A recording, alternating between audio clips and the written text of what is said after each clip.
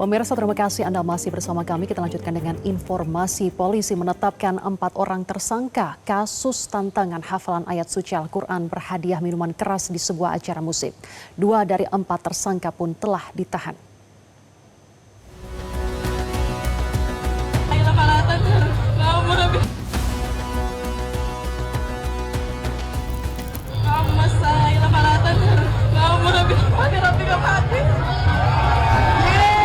Kasus tantangan atau challenge menghafal surah Al-Quran dengan iming-iming hadiah sebotol minuman keras dalam festival musik di kawasan Ancol, Jakarta Utara telah dilimpahkan ke Polda Metro Jaya.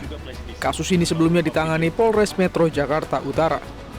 Polisi pun meminta semua pihak menahan diri sehingga tidak terjadi aksi main hakim sendiri karena proses hukum yang sedang berjalan.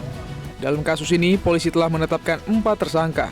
2 tersangka yakni RES yang merupakan pembawa acara di depan booth dan AK, pengunjung yang memberikan tantangan hafalan Al-Quran berhadiah minuman keras, telah ditahan di rutan Polda Metro Jaya. Sementara 2 tersangka lainnya yakni I, pengunjung lain yang ikut memberikan tantangan, dan M, selaku pengunjung yang menerima tantangan, akan menjalani proses hukum sesuai prosedur. Menteri Koordinator Bidang Hukum, HAM, Imigrasi, dan Pemasyarakatan, Yusril Iza Mahendra menegaskan bahwa kasus ini dapat diproses secara hukum.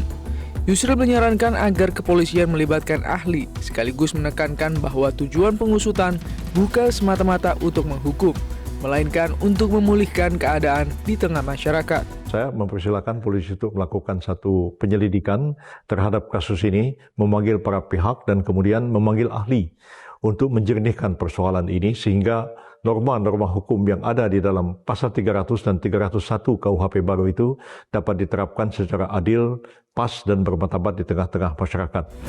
Melalui akun Instagram resminya, pihak penyelenggara The Sounds Project turut mengecam kejadian tersebut.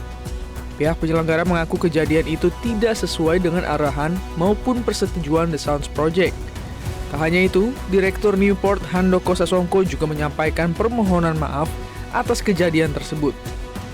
Penyelenggara kini sudah menegur pihak sponsor dan memintanya untuk menyelesaikan kasus itu hingga tuntas.